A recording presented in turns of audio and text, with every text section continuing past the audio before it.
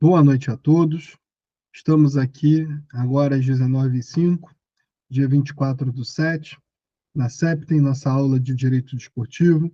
Como vocês sabem, quem fala é o professor Guilherme Santoro Gerstenberg, sou coordenador de projetos acadêmicos aqui da nossa querida Septem Campus, e hoje nós estamos com o professor Danilo Bispo, que vai lecionar Direito Desportivo, disciplina já muito demandada no nosso streaming. O professor já gravou o curso, e teremos, então, a aula inaugural. Basicamente, vou fazer aqui a apresentação do professor e depois passar a palavra. Bom, professor Danilo Bispo Machado é advogado em direito, especialista em direito desportivo, o que é algo ainda raro no nosso país, ter atuação especializada nessa área. Empresário, sócio do escritório JDM Advogados, presidente da Comissão de Ética do CBHG, na Confederação Brasileira de Hóquei sobre Grama e Indoor, auditor do STJD do tênis de mesa na Confederação Brasileira de Tênis de Mesa. Em primeiro lugar, eu gostaria de agradecer publicamente ao professor por aceitar o convite de lecionar este curso. Espero de ser o primeiro curso de vários, nós vamos ainda discutir outros temas, o professor pode encaminhar outros temas aqui para a Septem, que sejam interessantes. Agradecer, então, por ser membro e por aceitar este convite, e passo, então, a palavra ao professor. Muito obrigado novamente, professor. Obrigado, professor Guilherme. Eu que agradeço o convite de poder ministrar esse curso dessa área que eu adoro e estou criando uma paixão por ensinar. Eu não sei aí se o professor já sabe, se o pessoal que está aqui assistindo, eu também tenho algumas aulas gravadas no YouTube, e lá eu falo sobre a minha paixão, né? Eu digo que o direito desportivo ele tem várias vertentes, mas a área que eu me identifico como propósito não é nenhuma área que seja a mais rentável, muito pelo contrário, que é categorias de base, né? E a categoria de base, ela é ao mesmo tempo apaixonante, ela dá aquele senso de justiça quando você consegue fazer ali por aqueles pequenos jogadores ali que tem um sonho que muitas vezes é a galinha de ovos de uma família, então é uma responsabilidade em cima deles muito grande, e justamente pelo que nós estávamos conversando até antes mesmo de iniciar a aula, o desconhecimento, né, se entre nós, advogados, né, e estudantes de direito, a área já é muito desconhecida, você imagina para famílias de atletas e até mesmo os atletas de futebol, que em sua grande maioria não tem acesso ao estudo, quanto mais ao estudo especializado.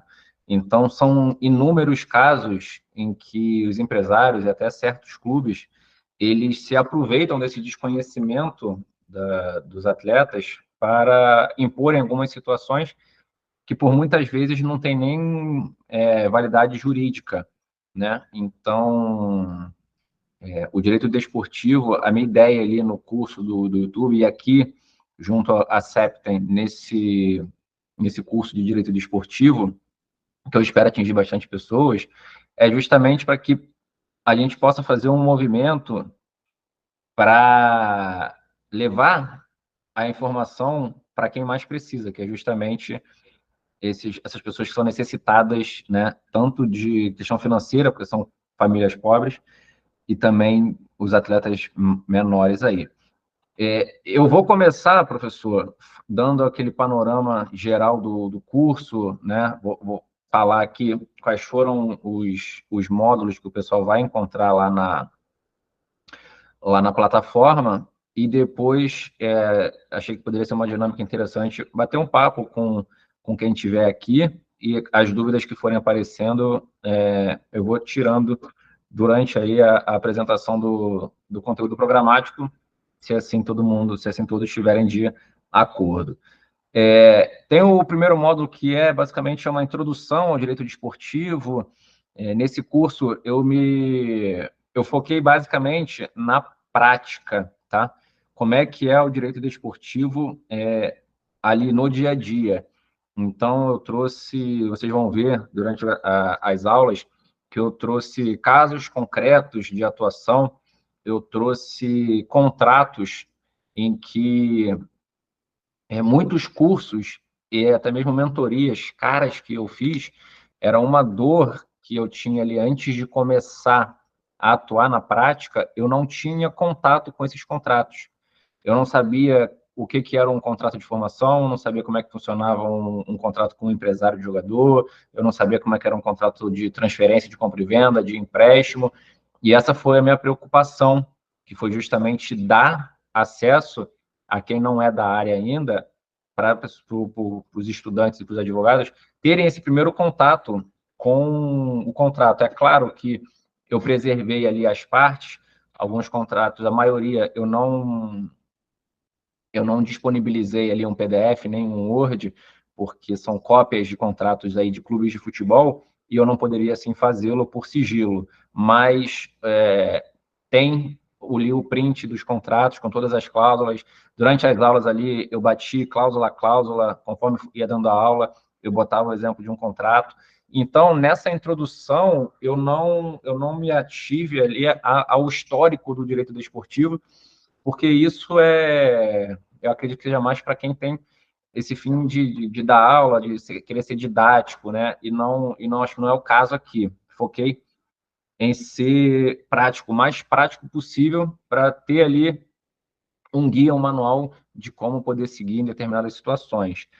E logo depois eu fiz uma breve análise ali de como eu iniciei na área, tá? Eu estava falando no início aqui do meu discurso das categorias de base, e eu acredito muito que a porta de entrada para quem tem interesse, de fato, em ingressar no direito desportivo, em se tornar advogado de atleta, o melhor caminho é começar prestando esse tipo de consultoria para os atletas da base. Porque, de fato, o desconhecimento sobre a legislação é gigantesco. Dois, que por você estar entrando num nicho que você não domina, você pode cobrar mais barato. E às vezes você cobrar mais barato, ou até mesmo deixar de cobrar, fazer uma consultoria para esse garoto que não sabe das leis, você cria um relacionamento para quando ele for virar um atleta profissional, você aí sim poder fazer um contrato com ele e ser remunerado por conta disso. Eu acho que é o melhor caminho e foi o caminho que eu segui. Então, nesse módulo de como iniciar no direito desportivo, basicamente, eu contei a minha história, como eu fiz, e eu não poderia fazer diferente, eu não poderia inventar aqui coisas, caminhos mais fáceis, porque só posso falar do que, de fato, eu vivi. Passei ali de quais são as áreas de atuação no direito desportivo, porque é óbvio que tem pessoas que vão gostar mais da área do compliance, tem pessoas que gostam de tribuna, então vão partir ali para os tribunais desportivos, da STJD, tem gente que gosta mais de antidoping, então tem inúmeras esferas no direito desportivo, que é o seguinte, é importante os profissionais terem ali um conhecimento sobre todas as áreas, mas é óbvio que você não vai ser especialista em todas elas. Então, não adianta você querer se especializar em antidoping e também ser especialista em análise de contrato para transferência internacional. Você pode até fazer, mas você não vai fazer direito a mesma coisa, você não vai fazer bem as duas coisas. Então, você tem que ser um especialista generalista, né? Você tem que saber de tudo para aí sim poder ir indicando para outros advogados que sejam especialistas, e isso não só no direito desportivo, isso é assim, eu atuo aqui no meu escritório, né, eu tenho 4 sócios aqui e a gente atua dessa forma. Quando não tem um advogado especialista naquela área, eu faço parceria com advogados de outros escritórios, e é assim também no direito desportivo, não tem por que ser diferente. Passei ali uma legislação aplicada, que eu acho que é interessante todo mundo ter noção de quais são as leis, quais são os regulamentos a serem seguidos, porque a gente estava conversando aqui até com a Jordana, e o Andrei também estava na sala nesse momento. O advogado, quando ele não é especialista ele acaba, muitas vezes, prejudicando uma consulta a um atleta, justamente por ele não saber aonde ir buscar essa norma, né? E no futebol, principalmente, o esporte como um todo, mas basicamente o que chama mais atenção de todo mundo é o futebol, mas o que eu estou falando aqui do futebol você pode entender como todos os outros esportes, é, que são os regulamentos específicos de cada uma das competições. Você tem um regulamento geral das competições, você tem um regulamento específico das competições, você tem ali o regulamento de transferência, de registro de jogadores, de transferência de jogadores, você tem o regulamento de intermediário, você tem uma série de regulamentos que você vai buscar dentro do site da CBF, e você não acha isso no Google, você não acha isso em alguma outro campo de pesquisa. Se você estiver se relacionando aí com uma transferência internacional, você tem que saber que o regulamento que vai ser usado é o regulamento da FIFA, que tem os mesmos regulamentos que tem na CBF, não com o mesmo conteúdo, mas na sua forma. Tem o registro de transferência. O regulamento de transferência tem o da FIFA, tem o da CBF, com as suas peculiaridades internas. Então, você tem que saber aonde você vai poder buscar para poder dar a melhor orientação para o teu cliente quando ele chegar. E aí nós finalizamos esse primeiro módulo, que era de apresentação do direito desportivo, da minha história aí dentro, quais são as áreas e quais são as legislações que podem ser usadas. E nós partimos ali, de fato, para o que é a atuação prática no direito desportivo, tá? E aí o primeiro módulo é justamente esse que mais me encanta aí, por questão de propósito pessoal mesmo, que é das categorias de base, que tem inúmeras peculiaridades em que os advogados desconhecem por completo, as famílias desconhecem por completo e acabam se tornando reféns aí de empresários. Por exemplo, abaixo de 16 anos, nenhum jogador ele pode assinar um contrato com um empresário. Tá? Mas como é que funciona na prática? Você vê aí meninos de 10, 11 anos, sai na mídia.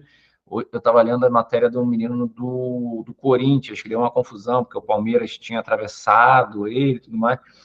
E tá lá que o garoto ele é representado pela mesma empresa do Gabigol. Mas aí você vai pensar, pô, mas 10 anos não pode. Como é que funciona isso? Verdade, 10 anos não pode. Abaixo de 16 anos, não pode. Só que isso acontece na prática. Qual é o efeito prático disso? O efeito prático é que esse contrato não tem validade nenhuma. Mas quem é que sabe disso? É quem estuda. A família não sabe. O empresário, que às vezes sequer sabe que ele está fazendo uma coisa que não tem a validade, às vezes ele sabe. E ele se baseia justamente na ignorância da outra parte para ameaçar. Ontem mesmo eu recebi uma consulta aqui no escritório de um menino que é sub-17 do São Paulo. Tá? O menino joga no sub-17 do São Paulo. O cara está num dos melhores times do futebol brasileiro, uma das melhores bases, e o empresário simplesmente não atende a família há mais de um ano. Quando a família quis buscar ali a rescisão do contrato, ele cobrou uma multa, mas esse contrato tinha sido assinado antes do menino completar aí a idade permitida, e por completo desconhecimento a família estava morrendo de medo de ter que pagar R$ 500 mil para esse empresário. Entendeu? Então, eu trouxe esses casos concretos aqui lá no módulo da categoria de base. Depois, a gente vai ter uma aula também sobre os intermediários no futebol, que todo ano muda a nomenclatura desses caras. Até ano passado era intermediário, agora voltou a ser agente, como era antigamente, já teve empresário. Então, quando você ouvir na mídia aí empresário, intermediário, agente, é o empresário do jogador, é aquele cara que, quando bem intencionado, ele ajuda a fazer um negócio. Um dos motivos que levaram a própria FIFA a mudar o nome de agente para intermediário é que tem um item específico lá no regulamento de intermediários que diz que aquele intermediário, por mais que ele tenha um contrato assinado com o jogador, ele só vai receber a comissão dele na operação caso ele, de fato, tenha participado das operações. E o que todo mundo bota no contrato é justamente o contrário. As pessoas botam lá que eu tenho exclusividade em cima das operações desse jogador. Caso o jogador faça algum contrato que eu não tenha participado, ainda assim a remuneração é devida. Então, você tem de um lado um contrato que diz, mesmo que eu não tenha participado, eu recebo. E do outro você diz que você só vai receber se você participar, que são coisas completamente antagônicas. Como é que se resolve isso? Hoje em dia, a CBF, né? A CBF, para quem não sabe, aí ela tem uma Câmara de Resolução de Conflitos, né? Que é a CNRD, que é basicamente segue os mesmos princípios aí da arbitragem, e ele é o órgão que vai decidir. E ele tem decidido justamente pelo entendimento do regulamento, que se você não participou, se você não intermediou essa negociação, você, intermediário, não vai receber, mesmo que no contrato diga diferente. Pois teve uma aula sobre transferências nacionais e internacionais. Nesse módulo, eu trouxe um modelo, não foi nem um modelo, foi de fato o contrato de um jogador do Flamengo que veio por empréstimo aí de outro clube com opção de compra. Então nós detalhamos ali esse contrato, quais são as cláusulas que, porra, são interessantes vocês saberem, quais que não são, qual é o rame-rame de sempre, se não é. Falamos também rapidamente ali de transferência internacional, quais são os regulamentos que ela precisa obedecer, essa multa rescisória, que as pessoas chamam de multa rescisória, que na verdade é cláusula esportiva, cláusula indenizatória, e muita gente usa as nomenclaturas erradas por total desconhecimento, e ali eu peço até faça um pacto com os alunos, a partir de agora a gente, por mais que saiba que não se chama multa rescisória, a gente vai chamar pelo nome correto, e finalizei falando um pouco ali de ética nessa fase que hoje em dia tudo é bet,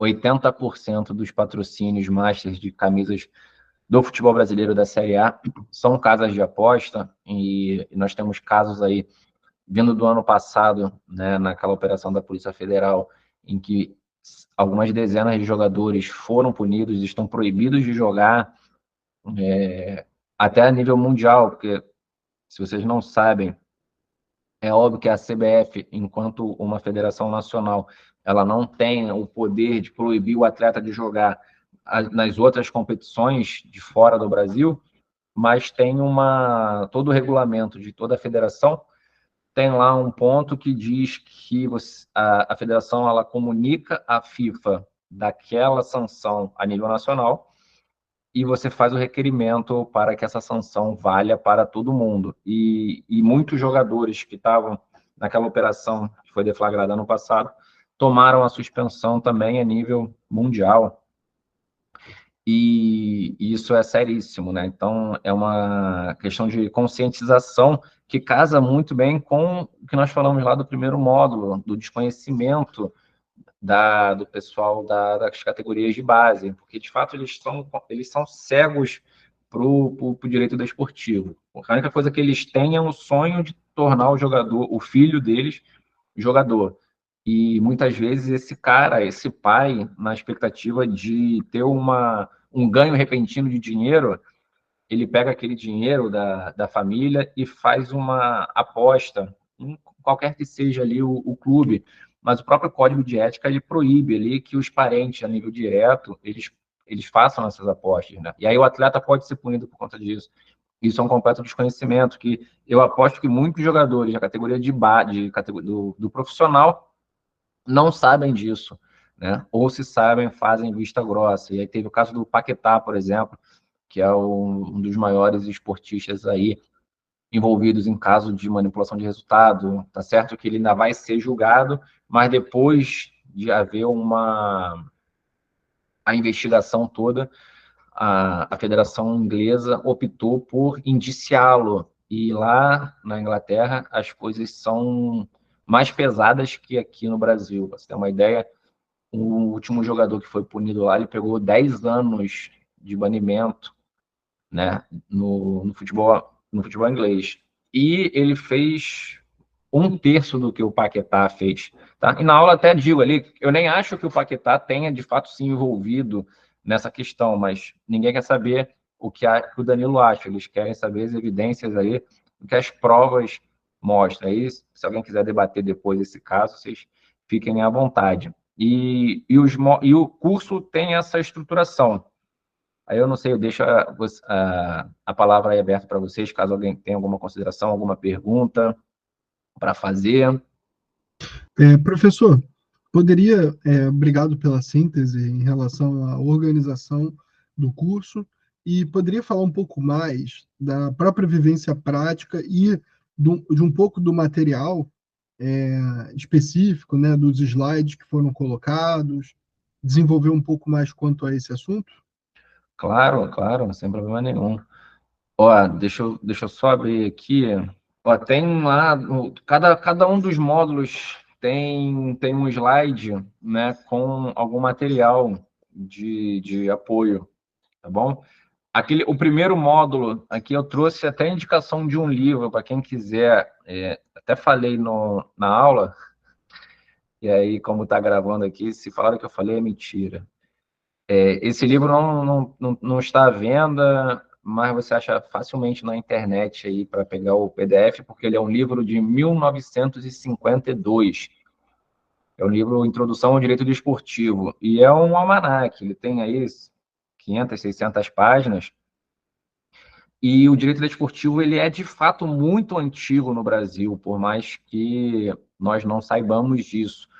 Mas ele, em 1952, já tinha um manual escrito sobre direito desportivo, né? Então, é um ramo antigo e que não tem literatura fácil para se encontrar, tá?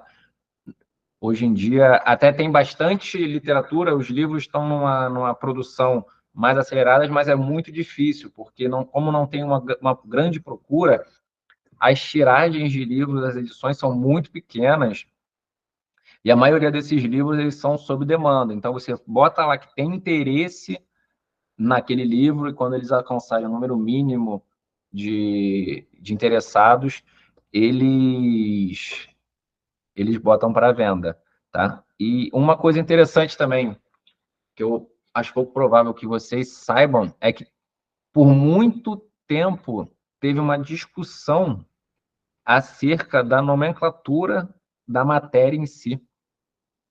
Se o certo seria direito desportivo ou direito esportivo, qual é ali a lógica de ser desportivo e não esportivo? E por muito tempo foram criadas inúmeras aí, correntes para um lado, corrente para o outro, quando na verdade me parece só que era vaidade de professor. Porque pouco importa se você chama de direito desportivo ou direito esportivo, vai dar no mesmo no final das contas, né? Há quem entenda que o desporto era o esporte praticado por nós, meros mortais ali, a título de lazer, aquela pelada que a gente joga, e o esporte, esse sim seria do alto rendimento, coisas que, de fato, não enriquecem nada o debate em si do direito desportivo, né? E agora vem a Lei Geral do Esporte, né? Mudando aí o que já era historicamente, como era historicamente conhecida a matéria, né? Que é desportivo, né? Mas, enfim, o legislador quis assim fazê-lo e fez. E aí é bom que tem matéria para ser discutida, mas vocês podem ficar tranquilos que eu não entrei no mérito dessa questão no nosso módulo, no nosso curso, que basicamente eu quero trazer a prática aqui.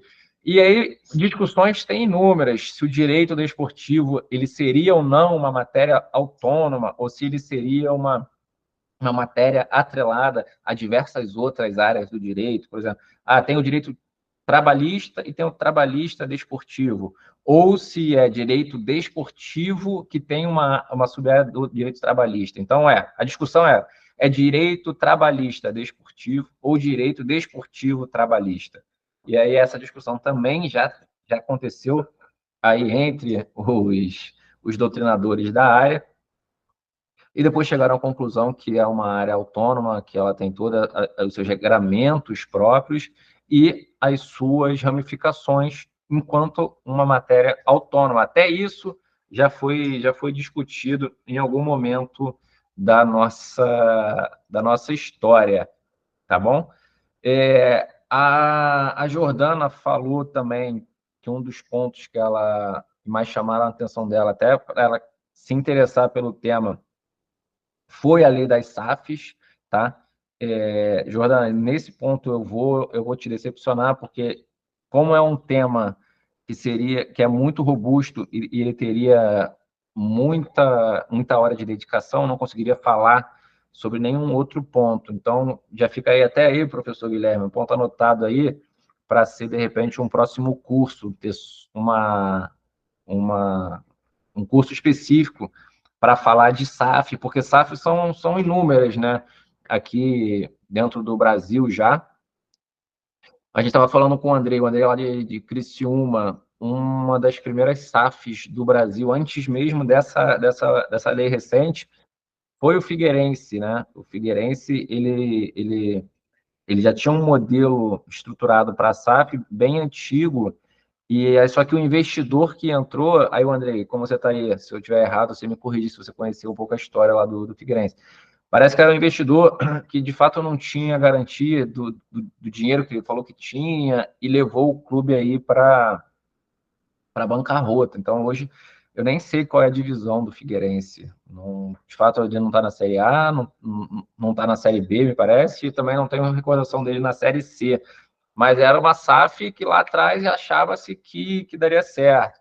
Teve a SAF do Red Bull. Hoje nós temos o Bragantino, né? O Red Bull Bragantino, mas o Red Bull tinha um clube próprio no interior de São Paulo, e esse clube, aí, está na Série C, né? Então, exatamente, foi decaindo muito, provavelmente, esses estragos feitos pelaquela SAF lá de trás, né?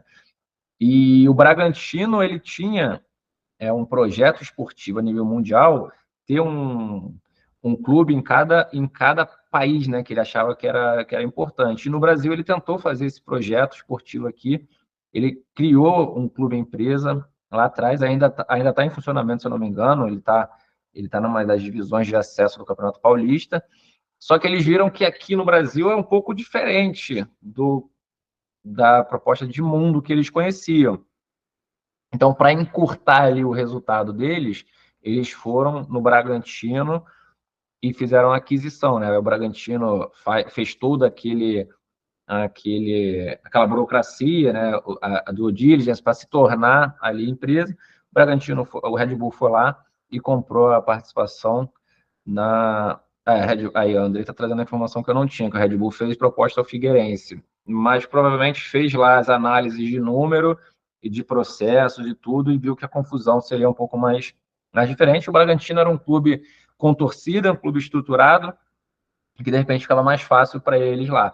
É um caso, uma curiosidade desse caso da Red Bull Bragantino é que um dos pontos no contrato que não podem ser alterados sob hipótese alguma, é como se fosse uma cláusula pétrea desse contrato aí do Bragantino com a Red Bull, é que o nome do estádio não pode mudar. Pode, é óbvio, ter naming rights, isso aí não tem nenhum óbice lá no contrato, mas o nome do estádio, que é do fundador do Bragantino, esse não poderá ser mudado.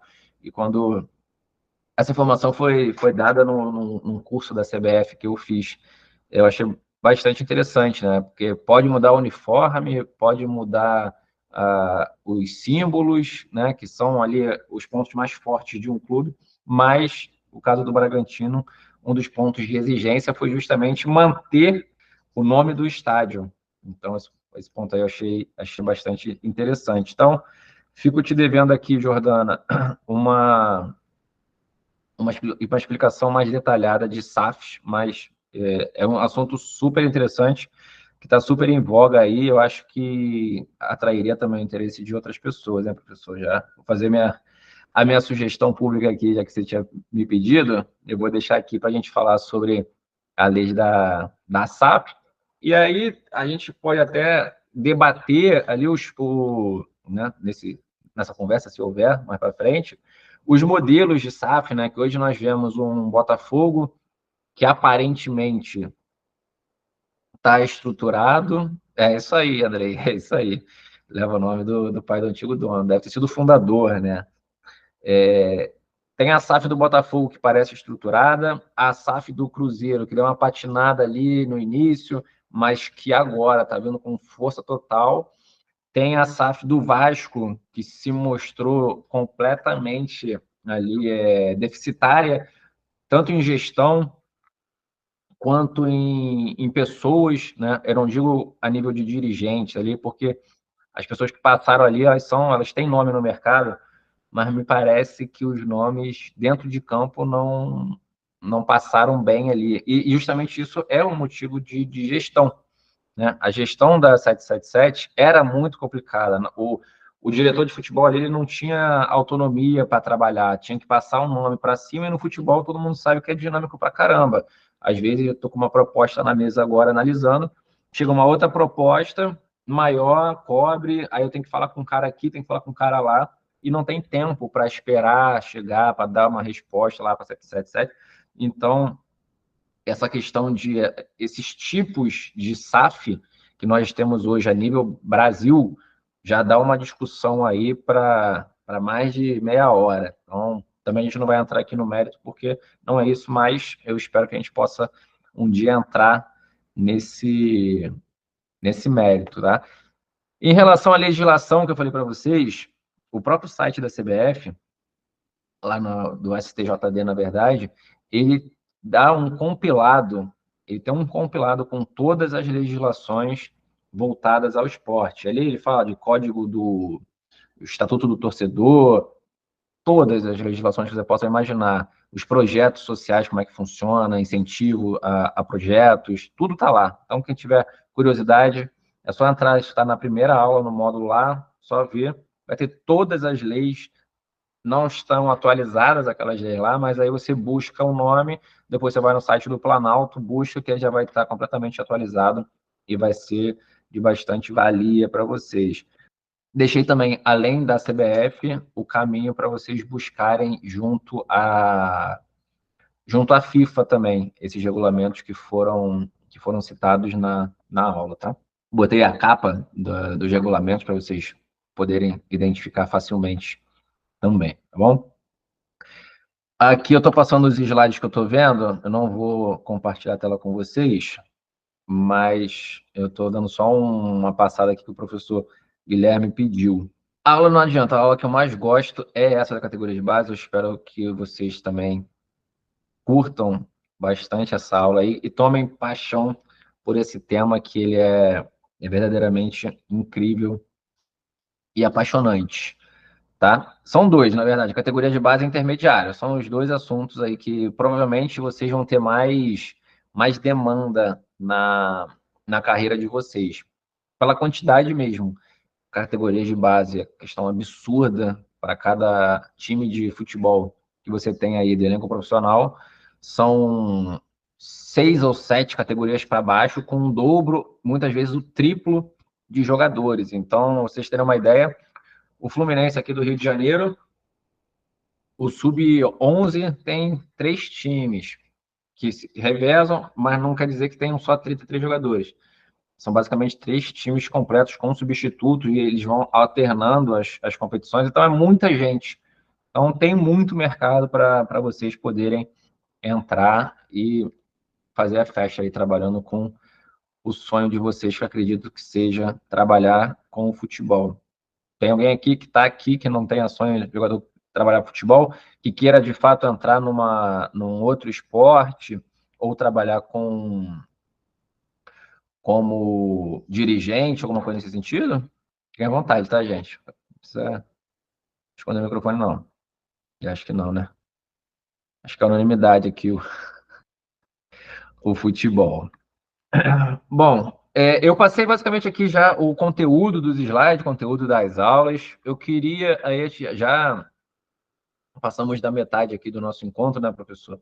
Aí eu não sei se o pessoal prefere já que eu entre, de fato, em algum ponto específico do curso, ou se vocês querem fazer algumas perguntas, seja de carreira, seja de algum ponto aí do futebol que vocês tenham dúvida e não queiram esperar para ver o curso todo para tirar. Como é que vocês querem fazer aí, pessoal? Se vocês tiverem vergonha de falar na câmera, no microfone, pode ser no chat também, não tem problema nenhum, senão o professor Guilherme vai escolher como é que a gente vai fazer. Pessoal, todo mundo tem liberdade, pode mandar para o chat, mandar perguntas, faladas. E também, assim, eu acho muito interessante esse tema, porque o professor com certeza transpareceu a sua atividade prática. E isso é muito interessante. Eu sempre me pergunto, quando você vê uma nova área do direito, como começar na advocacia, quando trata com direito desportivo. O professor mencionou o caso de nós termos ali começar a advogar para uma jovem promessa, às vezes até dando consultoria jurídica gratuita, e que depois, quando ele fecha o contrato, ele pode te remunerar por um trabalho futuro. Isso é uma possibilidade. Também outras formas de captação, professor, você poderia dizer como que se deu na sua vida, na sua vivência, e que estão atreladas ao conteúdo do curso. E um ponto muito interessante, esse curso sobre SAFs. Eu vou passar aqui para o departamento de marketing nosso, mas eu acho que é bem pertinente. Talvez nós façamos ainda este ano. Maravilha, professor. Então vamos lá. Ontem eu postei que eu ia dar o início do curso, né? Seria essa aula ao vivo hoje. E eu tinha uma caixa de perguntas aberta lá no meu Instagram. E aí alguém me perguntou o seguinte: como é que você se prepara para as aulas que você vai dar? E a minha resposta foi basicamente essa que o professor Guilherme deu. São 7 anos de estudo, 5 anos de prática, alguns milhares de reais gastos em curso de especialização. Então, tá tudo lá. Além de ter preparado aí as 10 aulas do curso para vocês, com slide, com cópias de contrato. E hoje, por acaso hoje, eu estava até preocupado em perder a hora, porque mais cedo eu tive em São Januário e fui acompanhar a assinatura de um contrato profissional de um jogador da base. Então, o professor falou, a vivência é essa. Então, eu botei lá no meus stories hoje. Falei assim, como é que eu me preparo? Vivendo o que eu ensino. Porque não tem como você... Eu acho o seguinte, quando você se dispõe a dar um curso mais voltado para prática, se você não tem a prática, você se enrola. É impossível você fazer isso. Então, vocês vão ver durante o decorrer do curso que o ouro, de repente, você pode até não gostar da minha didática, não pode gostar da minha voz, pode não gostar do meu rosto, mas os contratos que eu vou apresentar para vocês ali, isso aí é ouro, porque eu, para ter acesso a esse tipo de conteúdo, foi vindo na prática. A cada martelada que eu dava para cavar o meu espaço, eu ia sendo apresentado aos contratos e muitas vezes o cliente botava na minha mão a responsabilidade de fazer um contrato e eu não fazia a menor ideia de como é que eu faria isso. E aí vai para o segundo ponto aí que o professor pediu para falar, é da vivência, questão de captação de clientes. E aí é muito da aula que eu falei, de como eu iniciei na área, então eu vou aproveitar esses minutos finais para falar um pouco justamente disso, que é, de fato, a parte mais interessante para vocês. Primeiro ponto, vocês estarem aqui buscando conhecimento. E não vão parar por aqui. Falei lá, tem cursos obrigatórios que vocês têm que fazer. Vocês têm que pegar os cursos da CBF, vocês têm que fazer. Não só voltado ao direito desportivo, que tem lá, advogado do futebol, um curso nesse sentido, mas cursos voltados à área do esporte, como, por exemplo, gestão. Vocês precisam estar ligados a pessoas que podem vir a precisar do serviço de vocês, e não só o jogador. Eu contei lá nessa aula que eu fiz um curso sobre gestão do futebol e tinha uma matéria específica lá do direito desportivo dentro da gestão. E na aula eu fui participativo. Eu participei, respondi perguntas, fiz perguntas.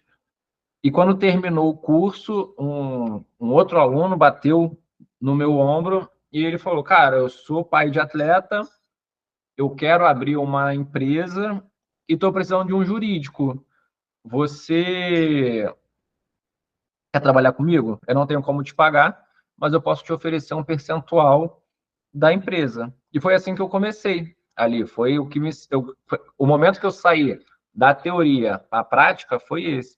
E eu pensei no momento, tá bom, por mais que essa empresa esteja no início, sem cliente nenhum, e o que eu me foquei foi o seguinte, cara, esse cara que está me chamando, ele é pai de atleta.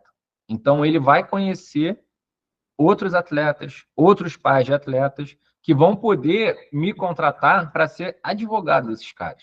E dito e feito, basicamente 1 ano depois, ele me levou para um evento de um jogador, da família de um jogador profissional.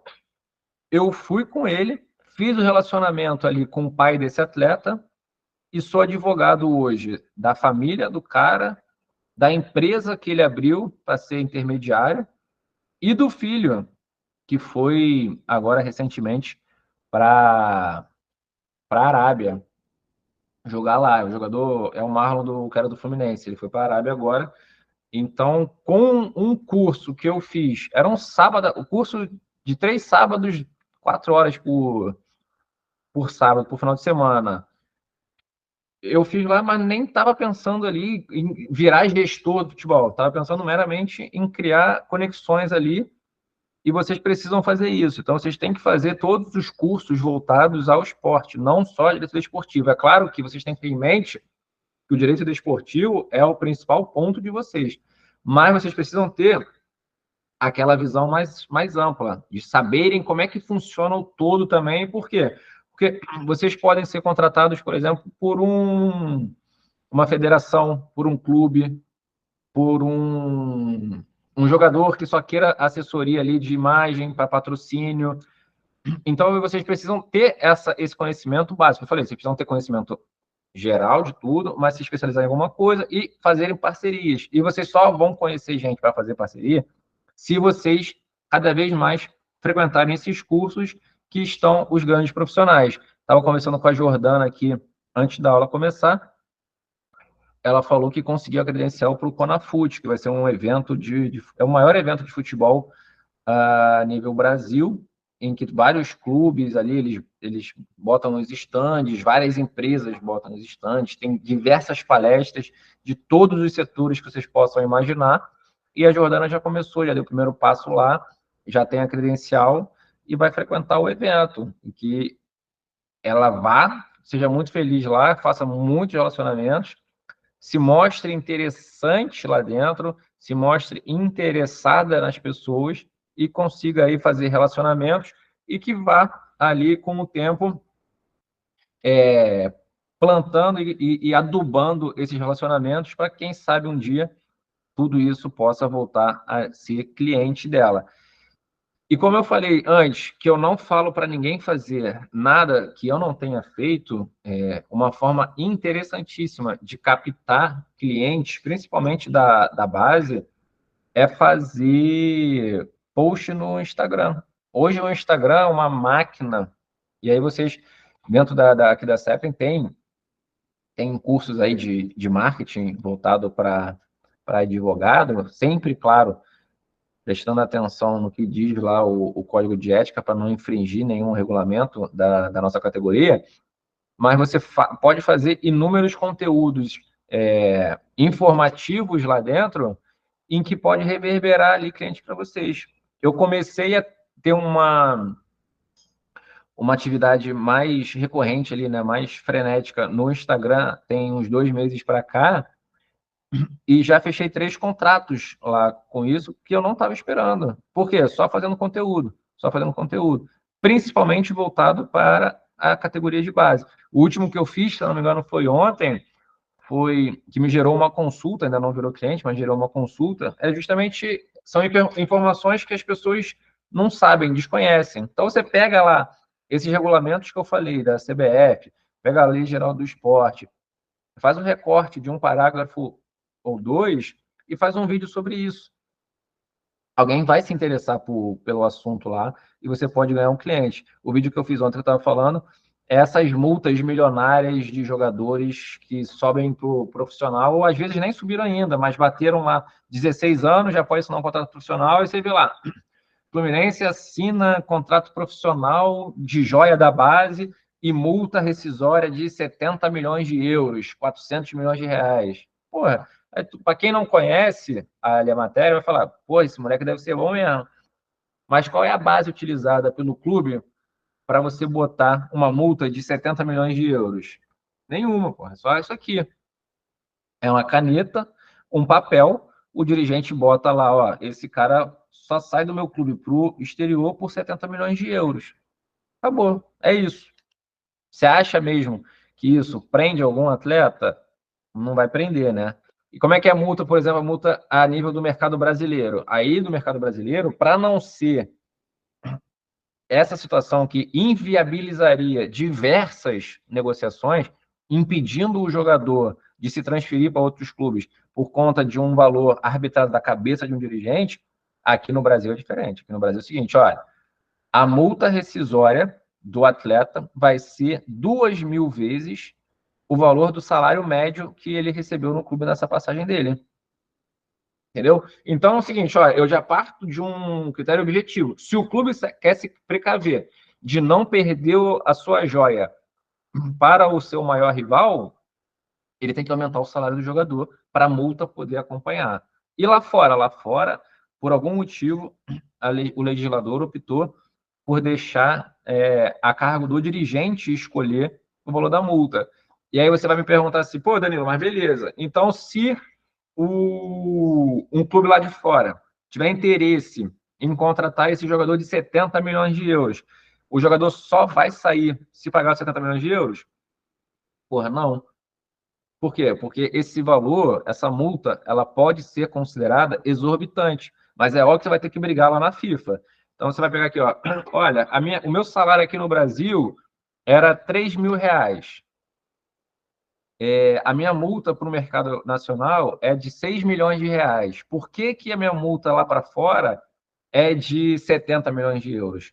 Não é um valor ali compatível com a realidade daquele atleta. Então, é muito mais fácil você quebrar o valor dessa multa lá fora quando esse valor é completamente exorbitante do que quando o valor for, por exemplo, se esse clube botasse a multa de 8 milhões de euros.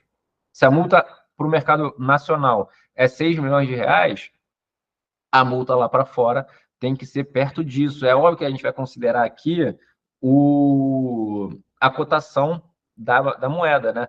Mas, como você está falando lá de fora, a gente vai pensar sempre com a cabeça e com o dinheiro de quem está lá fora. Então, você pagar 8 milhões num cara que aqui no mercado brasileiro o valor é de 6 milhões, pô, é justo, é justo. Então, esse contrato é mais difícil de você conseguir a liberação lá na FIFA. Mas se for muito discrepante, você quebra rápido aí com uma liminar, você consegue, entendeu? Então é o seguinte, é óbvio que eu não fiz essa explicação toda lá no Instagram, mas eu mostrei basicamente o seguinte, olha, a multa lá para fora é arbitrada da cabeça do dirigente, e aqui no mercado nacional a multa é tanto. Vocês querem saber um caso aqui no Brasil que aconteceu não faz muito tempo, em que teve um problema parecido com esse? O Andrei, do Vasco, antes dele estrear pelo clube profissional, ele estava encostado lá. Mas ele não estava encostado antes mesmo de estrear. Ele não estava encostado porque ele era ruim. Ele estava encostado porque ele era muito bom. E o primeiro contrato que fizeram com ele, a multa rescisória era muito baixa. Então não queriam mostrá-lo para jogar e não perder esse cara. Ao mesmo tempo, o Vasco falou: você só vai jogar se renovar esse contrato, e quando renovar, a gente vai botar a multa 40 milhões de euros. E aí o empresário dele falou: pô, não tem como botar 40 milhões de euros, porque tem clubes interessados no garoto, mas precisam vê-lo em atuação. Então a gente renova, mas a gente quer botar aí, sei lá, 12, 15 milhões de euros. E o Vasco falou: não, é muito pouco para ele. E eles ficaram nessa discussão. O atleta não jogava por conta disso. Eu lembro que eu fiz uma reunião até com um dos empresários dele, o Fabão, no Shopping Bangu, aqui no Rio de Janeiro. E ele estava contando a situação, que ele estava super triste com isso e tudo mais. Na noite daquele dia, o Andrei estreou e comeu a bola, que o Andrei é um jogador muito inteligente. Ele comeu a bola. Mas essa discussão estava por conta disso, porque o dirigente queria botar um valor muito alto e o empresário não. Agora, vocês percebem qual é a grande questão da importância desse valor de multa lá para fora?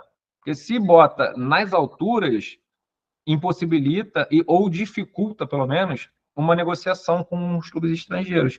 E o jogador, de fato, ele não quer ficar no Brasil. Porque ele ganha a porrada da vida dele, o dinheiro firme, é com transferência. Porque ali na mesa, ele pede um percentual dessa negociação. Então, para ele, é óbvio que ele quer ser vendido. Presta atenção, gente. Quanto mais vendido um jogador é, mais dinheiro ele bota no bolso. É claro que a gente não está falando aqui de um Cristiano Ronaldo, de um Neymar ou de um Messi, que eles já botam muito dinheiro no bolso a todos os momentos. Mas ainda assim, nas transferências desses jogadores, eles botam mais dinheiro no bolso ainda. Então é óbvio que para eles uma multa rescisória internacional mais baixa é mais interessante, porque ele quer sair daqui do futebol brasileiro e ir lá para fora. E não só por conta de cultura, por ser uma questão mais segura. Outro dia eu entrei num debate desse que o cara falou: não, eu acho que se o futebol brasileiro der o jeito de manter as promessas mais tempo, tornar o futebol mais forte, os jogadores da base não vão querer sair daqui lá para fora. Eu falei, olha, cara, você vai me desculpar, mas eu acho que esses jogadores, eles querem, na verdade, conhecer uma cultura diferente, eles querem morar no exterior, mas o que eles mais querem é jogar uma Champions League. É ouvir aquela musiquinha lá no ouvido dele, ele dentro de um grande templo do futebol mundial. Porque, infelizmente, o Maracanã que tinha isso, ele se perdeu um pouco. Hoje em dia, o sonho de todo mundo é jogar lá no Camp Nou, no Santiago Bernabéu. O sonho de todo jogador é esse, entendeu? Então, quando você joga a multa lá para cima, você dificulta a transferência desse cara para lá.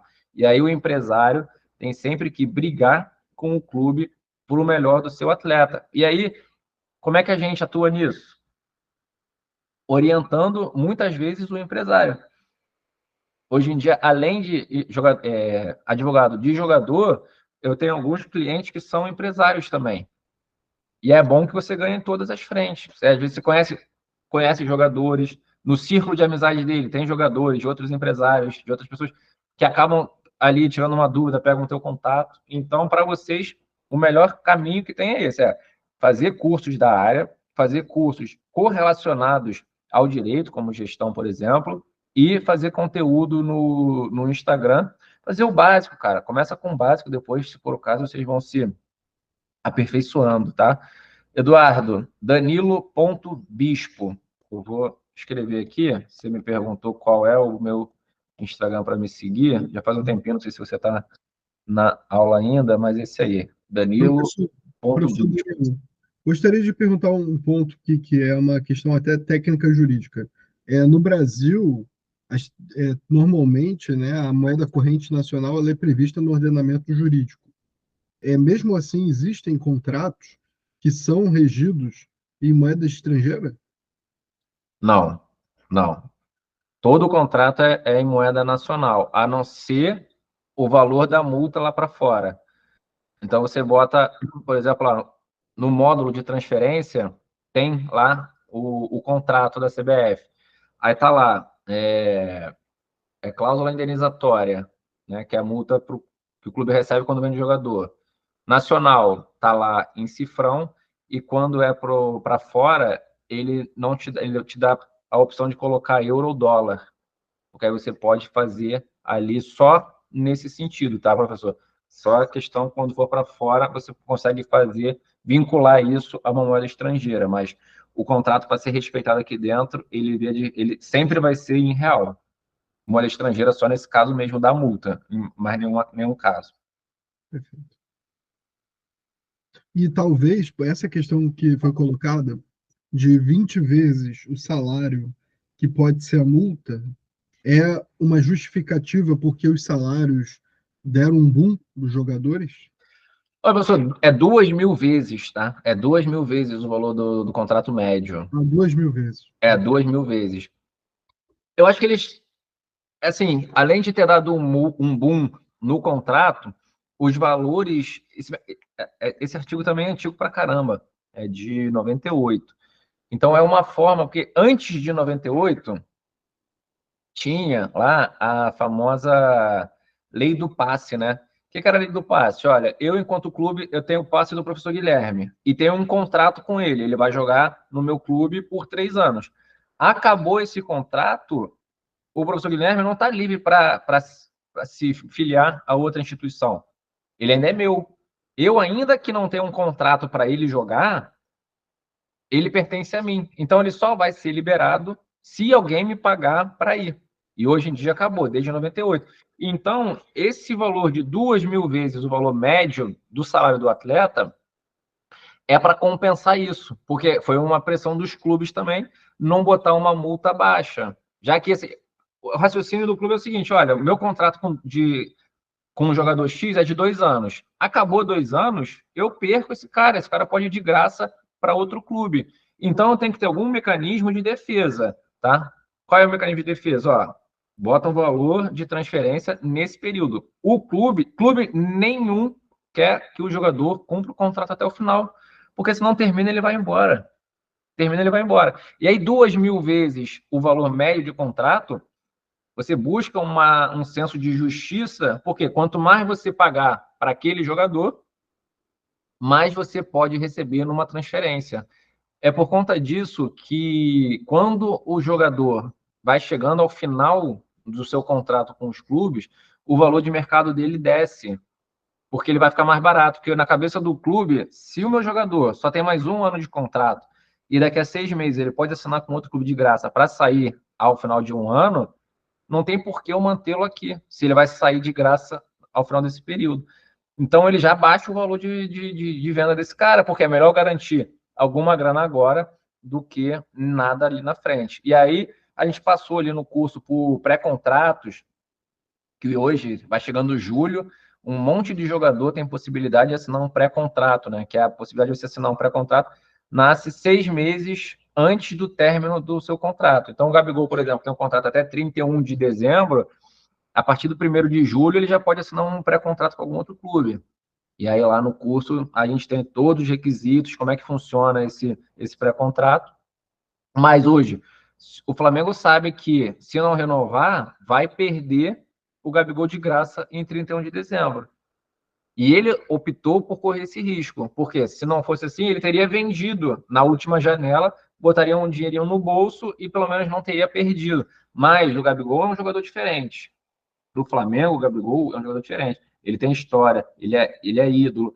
Então, vamos segurar um pouquinho. E agora, eu não sei se vocês viram a entrevista do presidente do Flamengo, que ele deu ao Charla, se eu não me engano, foi anteontem, em que ele falou: olha, o Gabigol pediu tanto de aumento e ele quer um contrato longo. Eu aumentei o salário dele e ofereci 1 ano só.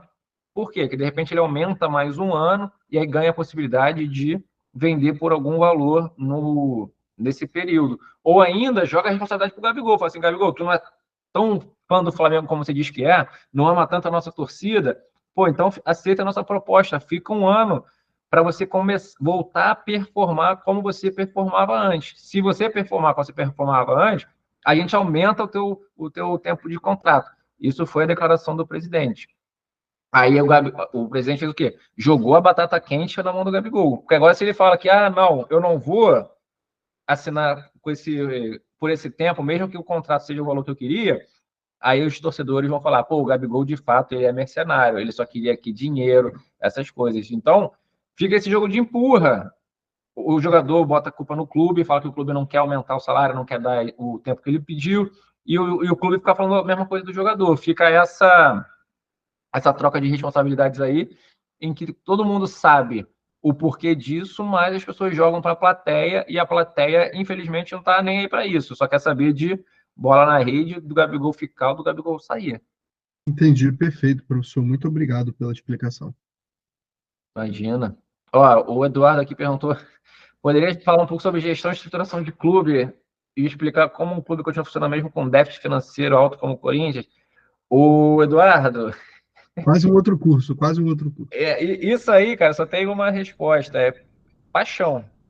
O que mantém hoje os clubes, como o Corinthians, altamente endividados, é paixão. E ninguém quer que um clube como o Corinthians acabe. Então, uma série de oportunidades são dadas, uma série de negociações com credores são dados, e é isso, porque se fosse qualquer outra empresa com os números de um Corinthians, com o número do Botafogo, do Cruzeiro, que viraram SAF recentemente, essas empresas já tinham quebrado há 30 anos atrás, não existiriam mais. Então, falar um pouco sobre gestão e estruturação em cima disso, aí é muito mais que um curso, mas a resposta é essa. É, é paixão, porque aí, hoje em dia, aí, professor, se você me permite me alongar um pouquinho só, hoje em dia, a FIFA e a CBF, elas criaram um mecanismo que força o clube a fazer os pagamentos, que é aquele transfer ban, né? Então, se você tem uma dívida, você não consegue registrar nenhum jogador. E aí faz com que o clube pague. Então, só que isso é só se você brigar dentro da CBF, lá na CNRD. Porque se você briga na justiça comum, você não consegue esse tipo de punição. E a maioria desses débitos aí que o Corinthians, que os grandes clubes têm, eles foram ajuizados na justiça comum e aí não tem isso. Então, os recentes vão recebendo por conta disso. E os antigos, eles entram na fila lá, penhora a renda, penhora isso, penhora aquilo, e de fato acaba que nunca consegue receber ou recebe um pouquinho só, porque é muito melhor você, quando diante de um cenário em que o seu maior credor é deficitário, é melhor você, se você tem direito a receber 100, você acaba aceitando receber 2, abrindo mão de 8, porque você sabe que você não vai receber esses 10 nunca. Então, as dívidas desses clubes vão sendo renegociadas, renegociadas, renegociadas ad eternum aí, para facilitar a existência, a sobrevivência deles. Professor, Perfeito. estou por você, hein, professor. Jordana levantou a mão aqui, mas também não perguntou nada. Estou por você já. Não, perfeito, professor. Professor, eu achei a aula extremamente esclarecedora. Eu aviso aos nossos membros que logo o curso estará disponível na plataforma. Assim que nós finalizarmos aqui, vou ainda passar a palavra à Jordana, que ela vai fazer uma pergunta, e depois nós finalizamos. Pode falar, Jordana? Primeiro, desculpa mesmo, eu demorei porque meu computador deu uma leve travada, por isso que eu demorei a abrir a câmera. Na verdade, são duas perguntas assim, bem curtinhas, porque quando a gente pega o artigo 217 da Constituição, ele vem falando sobre os prazos, né? Que tem que passar por todas as instâncias, ou se não, isso não ocorrer, a gente tem até 90 dias para poder ir de fato para a justiça comum. Eu queria saber de você se ocorreu algum fato, né, no futebol, algum caso em que o dirigente acabou indo direto para a justiça comum e o que acontece nesse caso? Quais são as punições desse caso? E a outra pergunta também é em relação já mais à categoria de base, né? Porque nós tivemos em 2019 aquela cena lamentável com relação aos meninos do Ninho e como que eu, como advogada, posso atuar nessa área, né, na defesa do meu cliente que passou por um trauma mesmo, né? Como é que a área jurídica desportiva atua nesse fato? Tá, então, começando de trás para frente, que eu vou pelo mais fácil primeiro, tá? Por mais que seja um assunto super delicado. A questão do Ninho, ali foge completamente da justiça desportiva, porque a justiça desportiva ela não trata sobre esse tipo de dano, tá? Então, isso aí, a reparação vai na justiça comum e não tem a menor sombra de dúvidas disso, tá? O Flamengo não poderia, assim, ser punido desportivamente por esse caso, tá? Algumas vezes você vai ver até que o STJD recebeu notícia de infração, o STJD fez isso, fez aquilo, mas muito mais só para se posicionar e marcar território, dizendo, olha, fiz uma investigação aqui e tudo mais, mas principalmente quando a gente trata de vida e morte, foge completamente dessa área desportiva, tá? São situações da vida ali e não cabe ali um STJD, por exemplo, discutir nem penalizar nenhum clube, tá? E em relação ao que você falou do artigo 217, o artigo 217 da Constituição de 88 foi o primeiro artigo que, de fato, ele trouxe essa autonomia para o direito desportivo e fala lá no seu parágrafo primeiro, tá? No inciso 1 diz que a autonomia das entidades desportivas garante, né, a autonomia das entidades desportivas e no parágrafo 1º diz que o Poder Judiciário só admitirá ações relativas à disciplina e competições desportivas após esgotarem-se as instâncias da Justiça Desportiva. Então, isso responde também à pergunta do Ninho, porque aqui não trata de questões de disciplina nem de competições, tá? Então, por conta disso ali, a Justiça Desportiva não seria competente para julgar nada do Ninho. E que tipo de punição? Aí você me perguntou se já teve algum caso desse. Teve um caso super emblemático, que foi o caso do Gama, em 98 ou 99, que depois teve até a Copa João Avelange, né? Foi orquestrada muito por conta disso. Porque o Gama entrou na Justiça Comum pedindo o direito de participar do campeonato, porque, na verdade, eu não sei se você vai recordar do caso Sandro Hiroshi, do São Paulo, que acabou beneficiando o Botafogo, e o Gama seria rebaixado, e aí o Gama falou, peraí, pô, não tem nada a ver com isso não posso ser prejudicado, e deu uma confusão. Mas alguns poucos casos, os clubes já foram na Justiça Comum, sim, e quais são as consequências disso? A própria FIFA, ela proíbe que assuntos relacionados à disciplina e competições sejam discutidos pela Justiça Comum dos seus membros afiliados, sob pena da federação poder ser descredenciada das competições. Então, você pode imaginar que se, por exemplo, o Gama entra na Justiça Comum contra a CBF por uma questão de organização de campeonato, a CBF poderia ser impedida de participar das eliminatórias da Copa do Mundo, poderia ser participar da Copa do Mundo, da Copa América, de amistosos. Os clubes brasileiros ficariam impossibilitados de disputar as competições internacionais. Então, o que pode gerar é isso. Mas já tivemos alguns casos, mas a CBF ela sempre atua rápido para evitar esse tipo de punição. E lá também, no artigo 217, ele dá esse prazo, né, de 90 dias para que você entre ali na Justiça Desportiva, para que ela resolva essas questões, e caso ela não resolva, aí ela abre a possibilidade de você ir para a Justiça Comum sem nenhum problema. Mas como a Justiça Comum ela é muito dinâmica, tá? Hoje em dia, você pode ter certeza que tudo é resolvido muito rápido, porque as coisas são sempre para ontem, para a próxima rodada, não pode deixar ali por muito tempo passar, até para não perder a própria competência e, mais que isso, né, não perder a credibilidade, porque a partir do momento que você abre essa brecha, né, você dá margem para que outros clubes, outras pessoas possam se beneficiar disso usando aquele processo como paradigma, por mais que as situações tenham que ser exatamente as mesmas, mas a gente sabe que tem advogado aí, malabarista pra caramba, e graças a Deus que tem, porque se não fosse isso, né, não teríamos teses novas, teses vencedoras, e esse é um dos lados bons aí de ser advogado criativo, né? Você pode gerar teses que favoreçam seus clientes. Pessoal, então vamos, o professor aqui já se estendeu um pouco do horário, vamos finalizar nossa aula inaugural. Gostaria de agradecer novamente por aceitar o convite. O professor já deu uma ótima sugestão de curso que é sobre sociedades anônimas no futebol, as SAFs. Vamos discutir sobre isso e agradeço também a presença de todos aqui. Muito obrigado. Esse tema é super interessante, instigante. E finalizamos, então, a nossa aula inaugural. Novamente informo que o curso completo estará na nossa plataforma de streaming o quanto antes. Muito obrigado, professor.